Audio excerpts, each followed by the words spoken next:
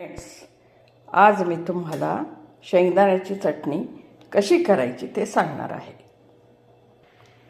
त्यासाठी लागणारे साहित्य: शेंगदाणे भाजून त्याची साल काढणे, लसूण, तिखट, मीठ, थोडंसं तेल.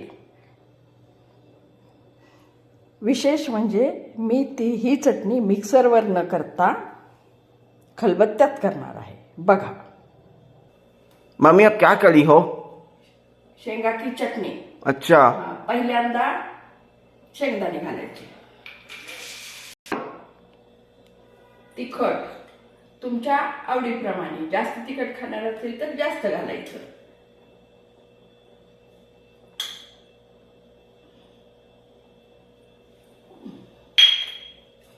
लसूण,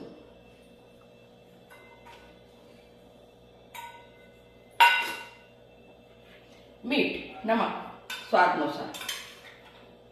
आप मिक्सर में क्यों नहीं करती? मिक्सी में इतना टेस्टी नहीं लगता और बहुत पीठ जैसा होता है. अच्छा. ह्याच्याने कुटायचं आणि अर्ध झाल्यावर कुटणं, मग तेल घालायचं.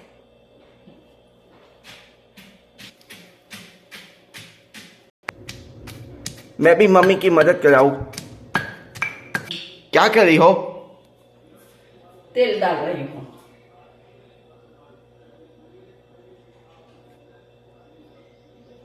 क्यों? अच्छा लगता है. मला हमें और कितनी देर करना होगा? अभी 20 मिनट, 10-15 मिनट, 10 मिनट हो गए. अभी एक 10 मिनिट हे करणे काय. ओके. तुमच्या मनावर आहे कसं पाहिजे तुम्हाला ते. हे बघा, मी आणि माझ्या मुलगा पण करू लागला आणि मी पण, दोघांनी मिळून केले. एक 10 मिनिट झाले. एक अजून 10 मिनिट करा. खूप छान लागते हे. माझा मुलगाही मला करू लागतो. बघा, होतच आली आता.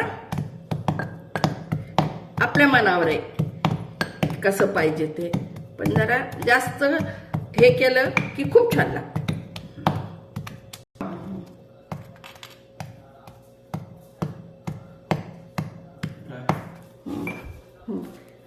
बाबांना नको.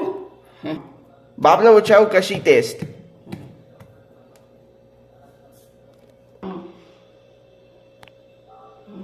असं आतमधनं विचारायचं, तिखट कसं झालं, मीठ कसं झालं. त्यामुळे काढताना बोर नाही होत. कसं झाले सांगा. आवडलं नाही तरी छान बना.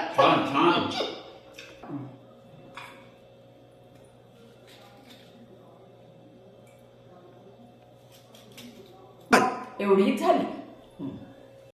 तुम्ही म्हणाल की आजकालच्या आधुनिक युगात हे काय सांगते. हे बघा, मी वेलचीला हे यूज करते, विलायची हे पण यूज करते. हे पण आहे खलबत्ता, हा पण खलबत्ता आहे. ह्याला आमच्या लातूरला किंवा महाराष्ट्रात शेंगदाण्याची चटणी म्हणतात. या खायला. आणि कसं वाटलं हे कॉमेंट्स करा, लाईक करा, सबस्क्राईब करा. प्लीज सबस्क्राईब करा. बाय.